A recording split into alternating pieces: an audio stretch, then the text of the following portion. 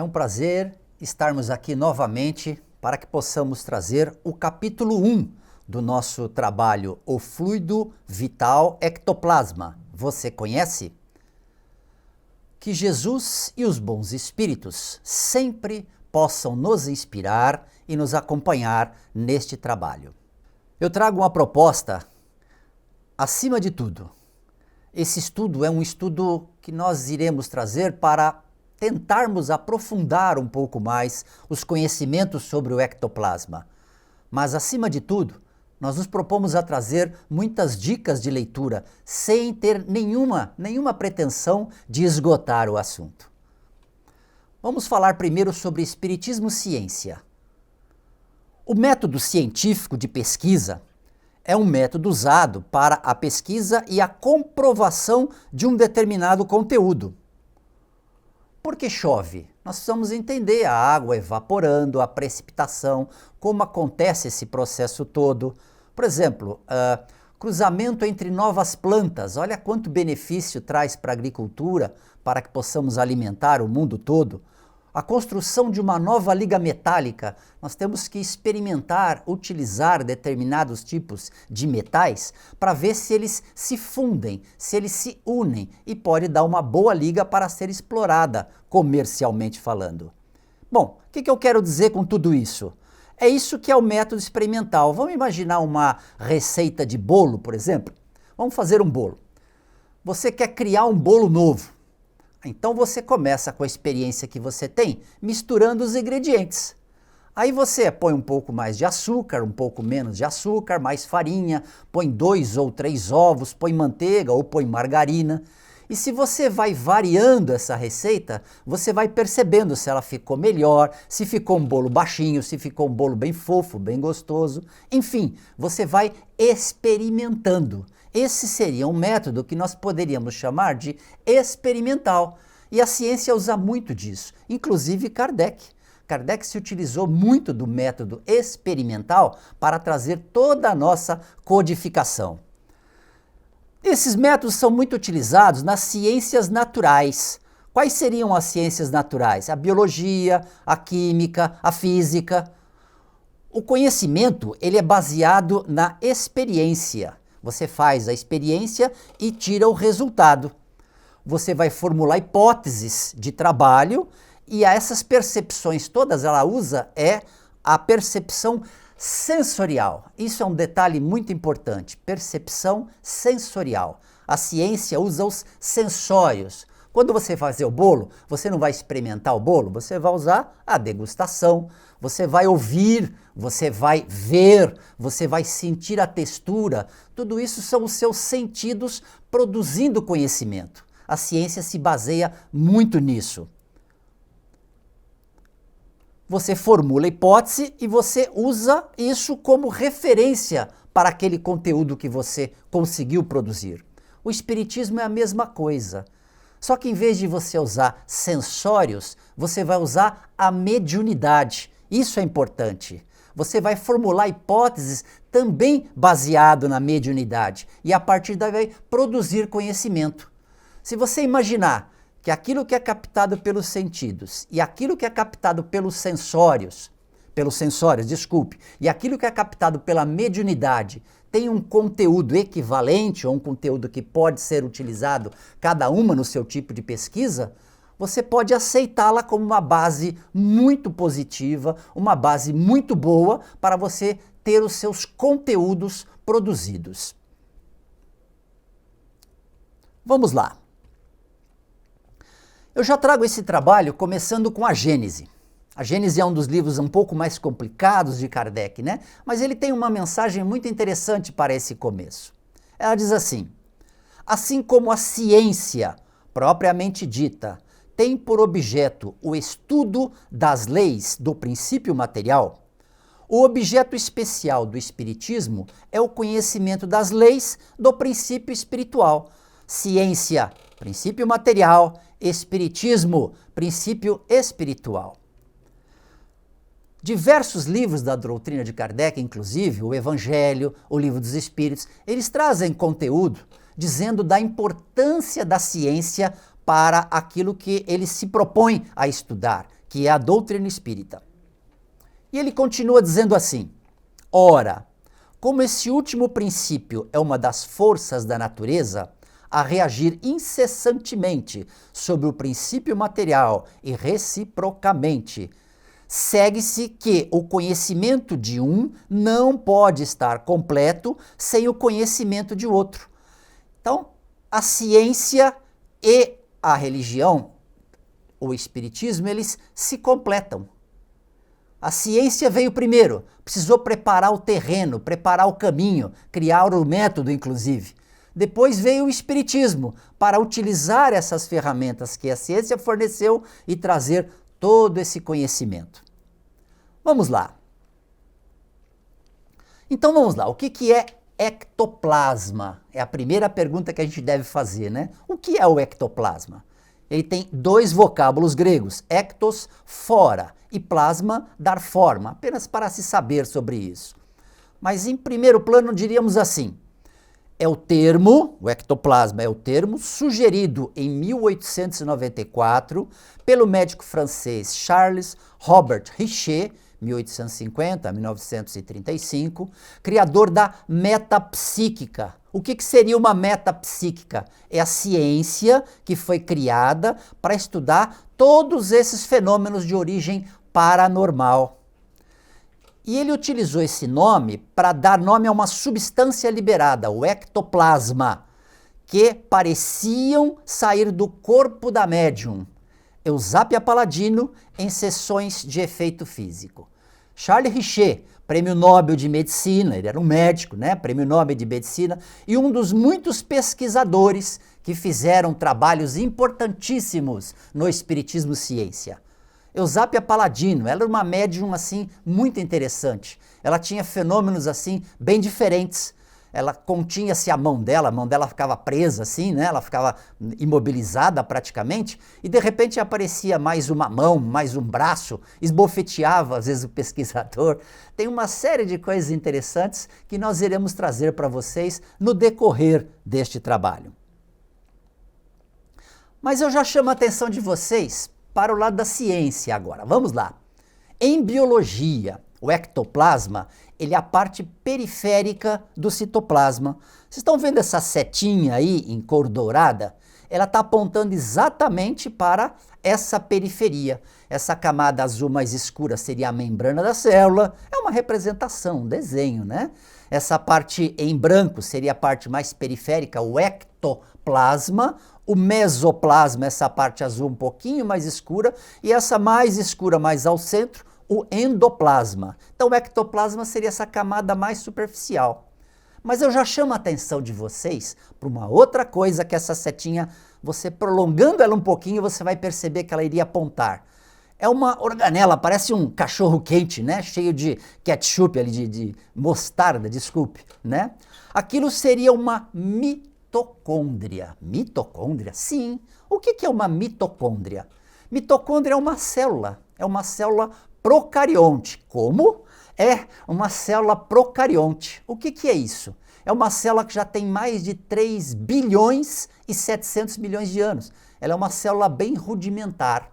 Com o processo evolutivo, surgiu as células eucariontes, que é essa célula grande aí que está envolvendo as mitocôndrias.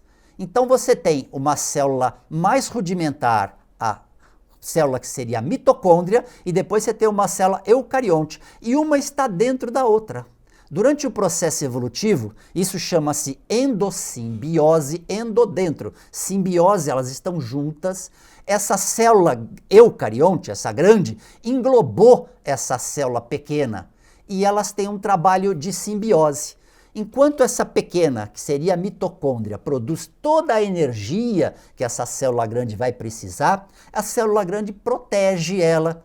Para você ter uma ideia, nós temos de 500 a 2.000 mitocôndrias em cada célula. Vai depender do tipo de estrutura, o tipo de trabalho que essa célula faz. É muita coisa que nós estamos falando, mas vá guardando essas coisas. Pense na mitocôndria. Pense como uma célula produtora de energia. ela é capaz de produzir energia, processo de respiração celular, porque nós vamos falar isso com mais detalhes e você vai entender aonde que nós queremos chegar com isso. Bom, agora vamos lá. Kardec, no livro dos médiuns, ele diz assim: é o fluido vital indispensável à produção de todos os fenômenos mediúnicos. Indispensável à produção de todos os fenômenos mediúnicos. É apanágio exclusivo do encarnado e que, por conseguinte, o espírito operador fica obrigado a se impregnar dele. Só então pode, mediante certas propriedades que desconheceis no vosso meio ambiente, isolar, tornar visíveis e fazer que se movam alguns objetos materiais e mesmo os encarnados. Isso é uma comunicação do plano espiritual que Kardec anotou, tá? O que você vê de interessante? Kardec chama de fluido vital. Opa, fluido vital? Mas fluido vital e ectoplasma seria a mesma coisa? Nós temos que lembrar que quando Kardec escreveu o Livro dos Espíritos, em 1857, aquele Charles Richer tinha 7 anos. Ele ainda não tinha idade para começar suas pesquisas. Então, na época, não existia esse nome ectoplasma ainda para designar esse material. E Kardec colocou o nome de fluido vital. Aí ele fala também em apanágio exclusivo do encarnado. O que seria isso? Somente os encarnados possuem ectoplasma ou fluido vital. Desencarnado não o possui. Ele não tem essa estrutura em seus corpos de representação. O encarnado possui esse material. Aí ele diz mais, ele diz assim: espírito operador fica obrigado a impregnar-se dele. Ou seja, se um espírito gostaria de manifestar-se de alguma forma através de fenômenos físicos, lembremos que os fenômenos físicos são todos aqueles fenômenos que impressionam os sentidos, que aparecem, que as pessoas todas conseguem perceber, ou algum médium que tenha um tipo de evidência que consiga também percebê-los. Mas isso são fenômenos físicos, eles impressionam o sentido. O espírito quer aparecer, quer produzir fenômeno, tem que se utilizar do ectoplasma. E aí ele diz assim, uma vez que ele faz isso, esse ectoplasma também pode servir para isolar, tornar invisíveis. O que é isso? Você tem objetos em determinados ambientes totalmente fechados que aparecem e desaparecem. Você coloca o espírito, né? Reveste esse objeto de ectoplasma e ele desaparece e ninguém consegue percebê-lo mais. Ele fala também, fazer com que se movam alguns objetos materiais. Era muito comum naquela época você ter uma grande fenomenologia.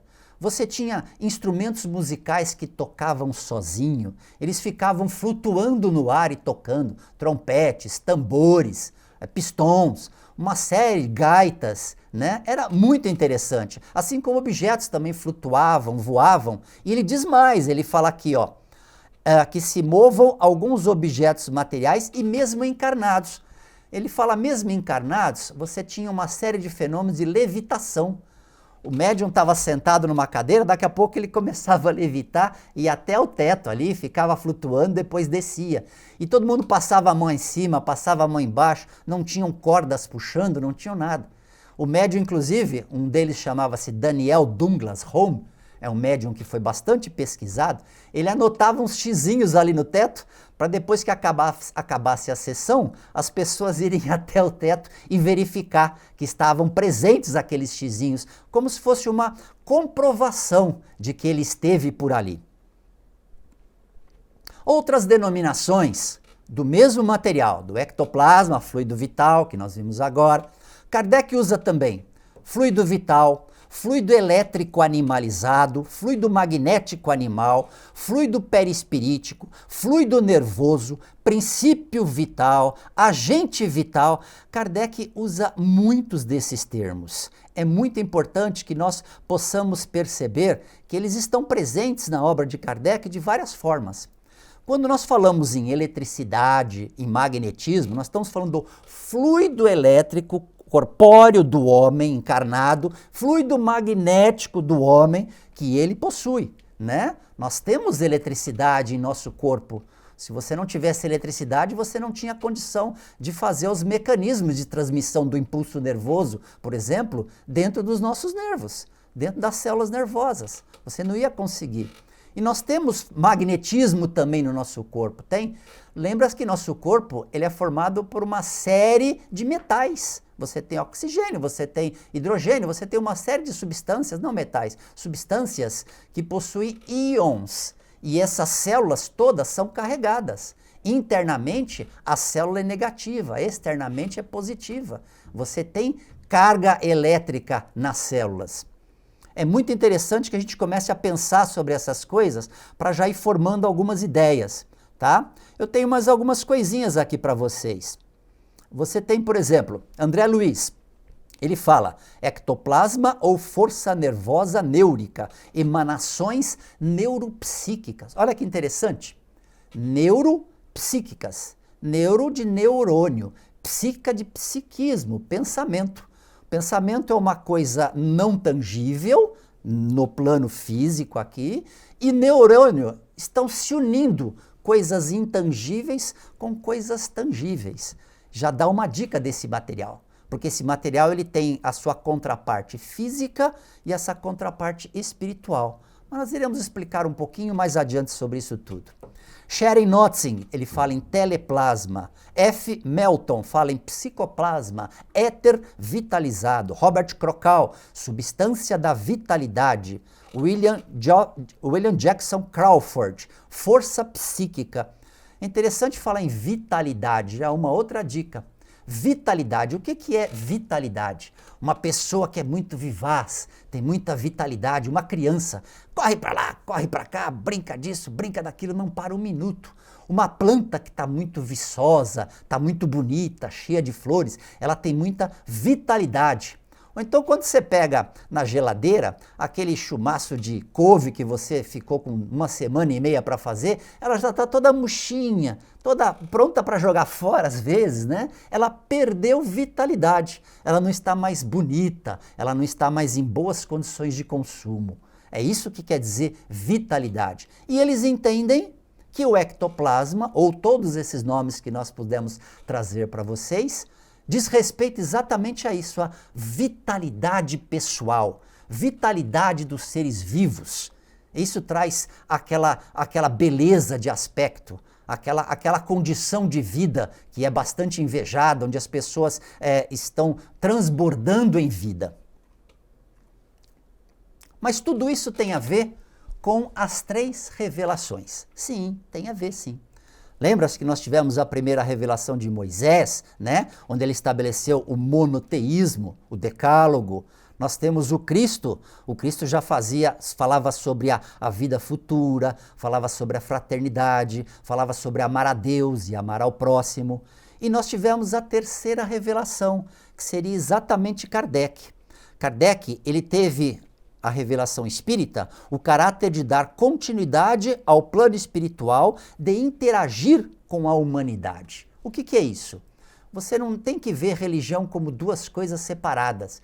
Plano físico e plano espiritual são 2 coisas que caminham juntas. É muito interessante que o progresso se faça nesses 2 campos, para que as pessoas sejam mais felizes, para que as pessoas tenham mais certezas em suas vidas, a partir do momento em que conhece de onde veio, quem é e para onde vai.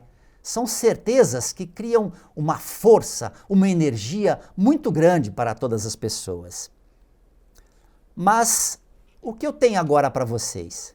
A terceira revelação foi muito importante e é muito importante. Por quê? Ela chegou num momento exato em que a ciência estava borbulhando, então as pesquisas estavam ali com muitas pesquisas, muitos descobrimentos, muitas ideias rolando, muitos pensamentos, muitos iluministas, as pessoas pensando coisas altamente positivas, né? Mas ao mesmo tempo você tinha uma dicotomia, vamos dizer assim. Você tinha 2 planos brigando. O primeiro, a Igreja Católica. A Igreja Católica com o seu ferrenho dogmatismo. E do outro, a ciência. A ciência com seu ferrenho academicismo. E elas não conversavam. Até porque de tanto que a ciência apanhou, né, da Igreja Católica durante todos esses séculos, nessa tentativa de solapar o conhecimento científico, evitar esse conhecimento, nessa tentativa de fazer com que as pessoas ficassem na ignorância, prendendo as pessoas pela ignorância. A ciência começou a se distanciar cada vez mais. Chegou num ponto que elas não conversavam. Aí que entra a terceira revelação. O Espiritismo, ele se fez presente na Terra. Leiam a introdução do Evangelho segundo o Espiritismo. Vocês terão uma ideia bem precisa sobre isso que eu estou falando. Mas, acima de tudo, o Espiritismo veio fazer com que as pessoas procurassem ou a igreja ou procurassem a ciência para explicar o que estava acontecendo. E o que estava acontecendo? Uma série de fenômenos começou a varrer a partir de 1848, em Hydesville, Estados Unidos. Começou uma série de fenômenos a acontecerem através de batidas, os famosos raps, né? E começou a se estabelecer um código de comunicação com essas batidas. Percebeu-se um princípio inteligente nessas batidas, dando respostas a perguntas que eram feitas. E esse fenômeno começou a varrer os Estados Unidos, Canadá, México, foi para a Europa, começou a varrer a Europa e começou a acontecer o quê? As mesas girantes. As famosas mesas que giravam e ficou atração durante 3, 4 anos. Todo mundo que não tinha o que fazer ia se divertir procurando um salão, procurando um bar, procurando uma agremiação, onde iam consultar e perceber as mesas girantes. Eles perceberam o princípio inteligente e aí foi que começou tudo isso. Então, o Espiritismo, a partir do momento que surgiu tudo isso, ele convidou ciência e religião. Vamos ver o que está acontecendo? Vamos nos aproximar novamente? Vamos cada um, através das suas ferramentas, buscar esse conhecimento? E foram poucos os cientistas que se dignificaram a isso. Os padres também, muitos fugiam disso com a cruz, né? Dizendo que isso era de Satanás, né? Mas os cientistas também tinham muito a perder, porque esse academicismo queria varrer toda essa parte religiosa dos muros acadêmicos. E aí, consequentemente, quem começava a querer fazer pesquisas disso, muitas vezes era taxado de maluco, de perdia muito tempo, enfim, uma série de transtornos, podia até perder o emprego, podia até perder a carreira universitária em que ele estava empenhado. Foi uma época muito sofrida, mas aqueles que se aventuraram nessa pesquisa trouxeram excelentes frutos para todos nós. E eu trago para vocês então aqui alguns desses pesquisadores clássicos. Todos esses nomes aí que vocês estão vendo, Alexandre Aksakov, Sharon Notzing, Eugène de Rochat, foram homens que se dignificaram a fazer pesquisa séria, pesquisa com responsabilidade e conseguiram excelentes resultados. Mas são homens da ciência da época. E a ciência toda, bastante positivista, né? Ela queria realmente se precaver de qualquer tipo de fraude. E nessa tentativa de se precaver, muitas vezes elas impingiam as médiuns, né, as grandes sacrificadas nesse processo, elas impingiam às médiuns uma série de transtornos, uma série de dificuldades, para que não houvesse nenhum tipo de fraude. E agora vocês percebem que quem conseguiu os melhores resultados, ou quem conseguiu os melhores fenômenos, os fenômenos mais bem perceptíveis, né? Os fenômenos mais evidentes, de maior consistência, foram as pessoas que obedeceram rudeza e gentileza. Aqueles que foram rudes se esqueciam que os médiuns eram pessoas. E por ser pessoas, os mecanismos criados de antipatia não têm como produzir um bom fenômeno. Não tem como produzir uma boa apresentação de casos. Os pesquisadores que se utilizaram da gentileza, da camaradagem, do respeito, eles conseguiram fenômenos muito mais importantes, eles conseguiram fenômenos muito mais abundantes, tiveram muito mais sucesso em suas pesquisas. Mas, como espíritas, nós temos uma série de privilégios, né? Então vamos lá. Privilégios dos espíritas. O que eu quero dizer com isso aqui agora? Eu estou falando das obras espíritas. Eu Eu estou falando dessa riqueza que são as obras espíritas, quando elas nos trazem uma série de referências que esses pesquisadores não tinham na época. Mesmo as obras que existiam, poucos conheciam essas obras. Vamos lá. Esclarece o instrutor Alexandre, no capítulo 10 do livro Missionários da Luz.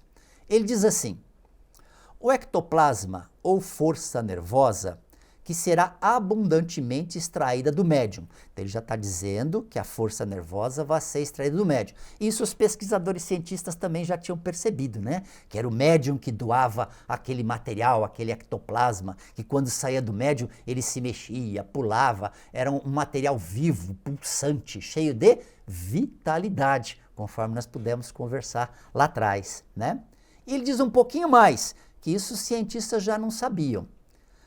São recursos da natureza que os operários de nosso plano recolhem para o serviço. Trata-se de elementos das plantas e das águas, naturalmente invisíveis aos olhos dos homens. Olha que fato interessante. Aquele fenômeno todo que era produzido na reunião, os cientistas todos não sabiam disso. Que para se obter esse fenômeno, o ectoplasma saía, era expelido pelo médium, mas ele era misturado com outros ingredientes para ter a consistência necessária para produzir cada um daqueles tipos de fenômenos. Isso eles não poderiam saber, porque André Luiz começou a sua série bem depois deles. Mas nós temos mais ainda, hein? E aí nós temos o nosso grande amigo, incentivador, o titular do nosso curso de Espiritismo e Ciência no SEAC, o Dr. Hernani, professor Hernani Guimarães Andrade. O professor Hernani, ele nos diz assim: o ectoplasma é a substância formada com recursos da natureza, originantes dos tecidos vegetais, ectofitoplasma, de origem animal, ectozooplásma, e de origem mineral, ectomineraloplasma. Opa! O que ele já está dizendo? Nos fenômenos de ectoplasmia, que são os fenômenos que são onde se utilizam do ectoplasma, existem outros tipos de ectoplasma que são associados para se formar também esse tipo de estudo. É muito interessante. Esse livro dele, inclusive, o capítulo 8 do livro Perispírito, Espírito, Perispírito e Alma, esse que tem a fotografia aí para vocês. Esse capítulo Ectoplasma e Ectoplasmia, olha, da página 161 a 193.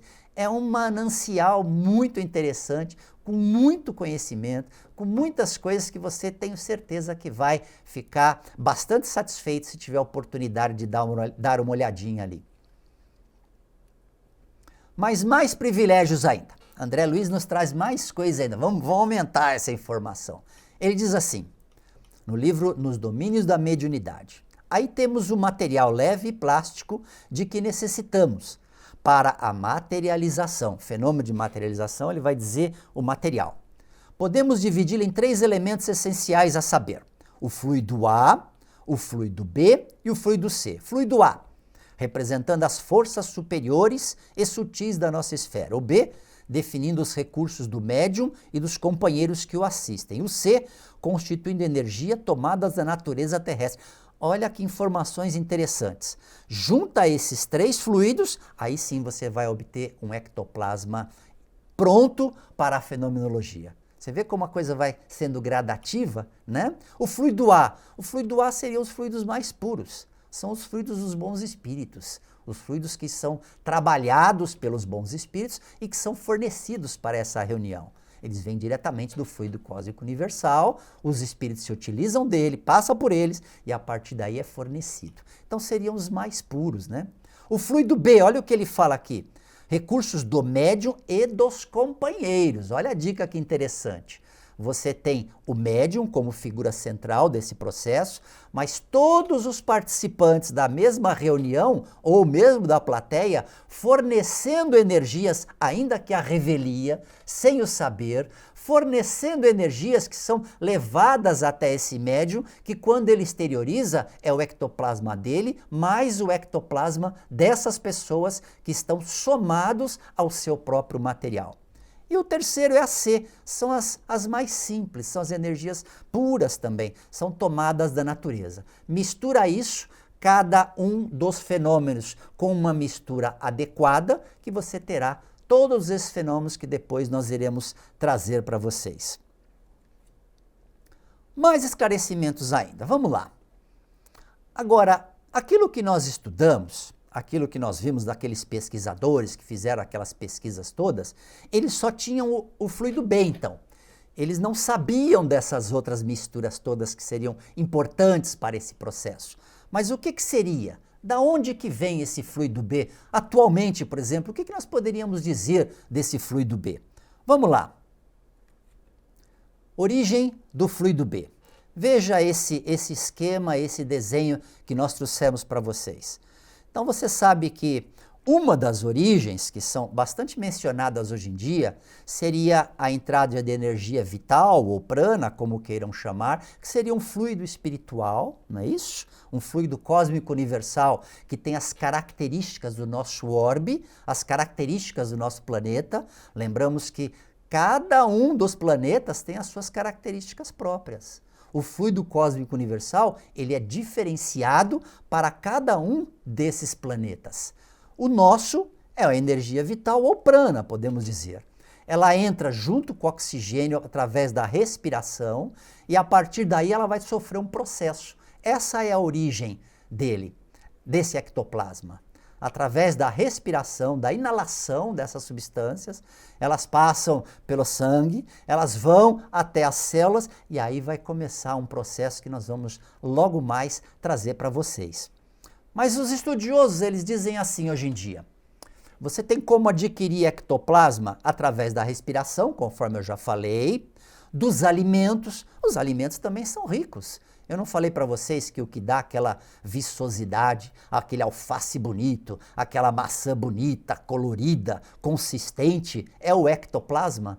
Quando começa a ficar murchinha, quando começa a se apodrecer, é justamente que está deixando de ter ectoplasma. Quando o ectoplasma cessa, ela já está imprestável para o consumo. Aquele bife que você conserva na geladeira, ele está cheio de ectoplasma enquanto ele está saudável. A partir do momento que ele começa a degenerar, a estragar, a cheirar mal, ele vai deixando de ter ectoplasma e, consequentemente, os seus tecidos vão putrefazendo, vão apodrecendo.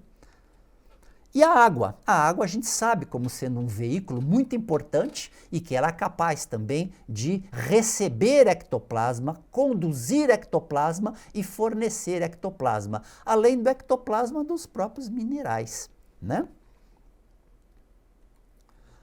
Vamos lá, aprofundando um pouquinho mais aquilo que nós estamos falando, principalmente sobre a respiração. Nós temos um trabalho do Sérgio Felipe.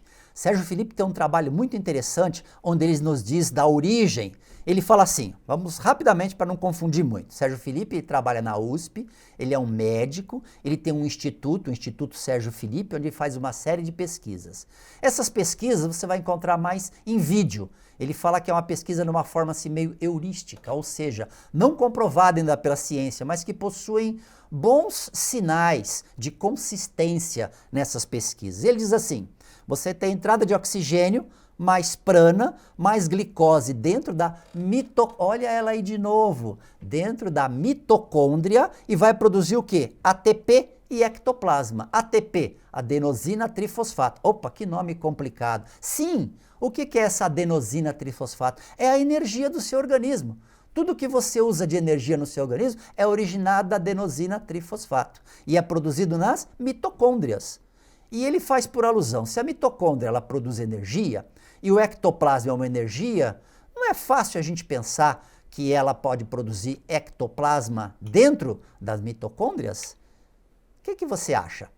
É uma ideia interessante, né, para a gente começar a pensar. Vamos lá.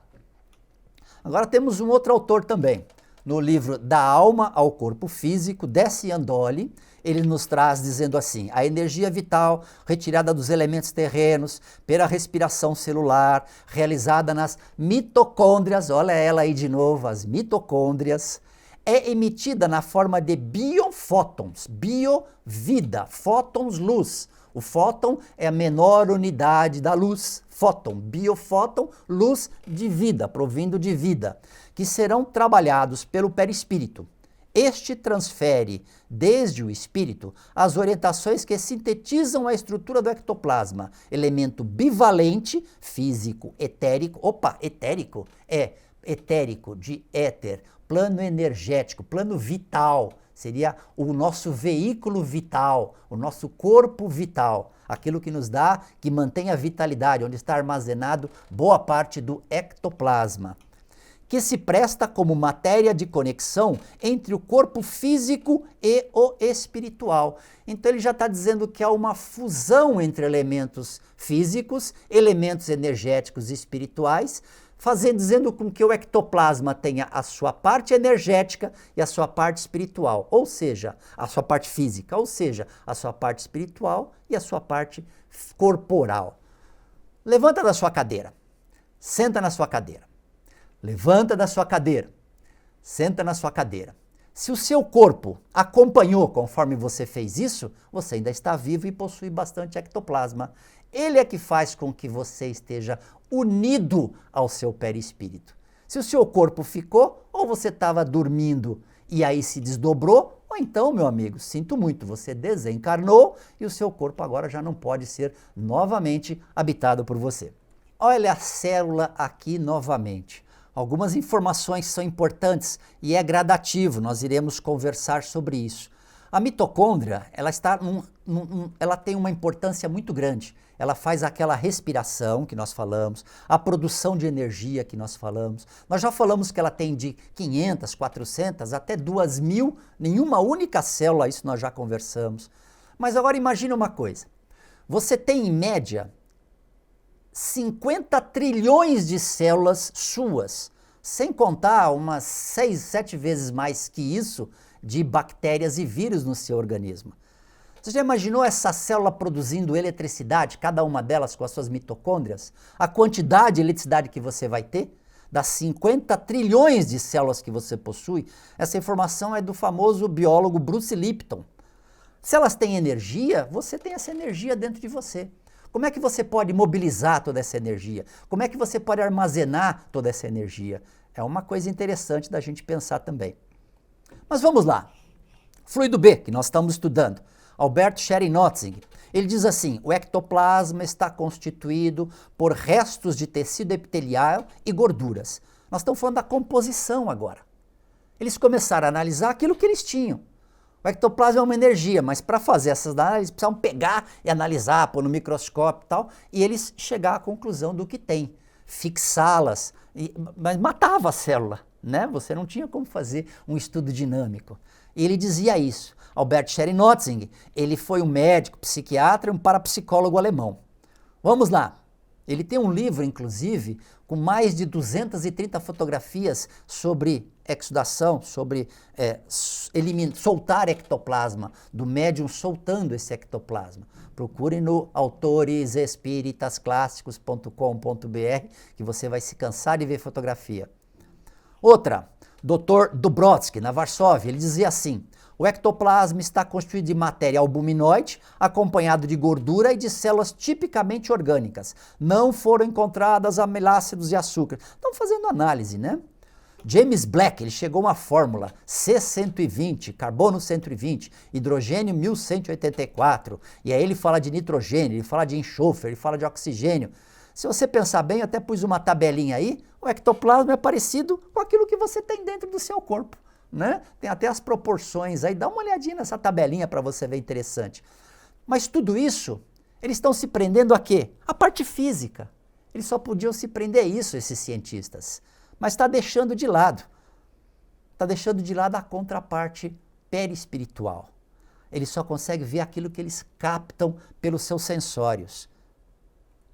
Aí você tem Dessi Andoli já nos trazendo da alma ao corpo físico novamente. Ele diz assim, no entanto, iniciaremos uma nova aventura procurando desvendar as leis e características de funcionamento da porção perispiritual mais próxima da dimensão física, o duplo etérico, é o que eu falei para vocês. Corpo físico, duplo etérico, perispírito. Faz um sanduíche. Nós vamos mostrar isso para vocês mais tarde. É ele que estabelece uma interface entre o corpo físico e o perispírito, a interface físico-etérica. O que é interface? É o espaço. É uma transição entre uma maneira de se manifestar, que é o corpo energético, e a outra que é o corpo físico. Como que as energias vão desse corpo energético para esse corpo físico? Isso é interface, e é disso exatamente que nós iremos conversar. Como se inicia essa interface? Como ela se forma? Nós iremos trazer tudo isso a partir do nosso próximo capítulo, a semana que vem. Muito obrigado. Perguntas? Dúvidas? espiritismociência@seac.org.br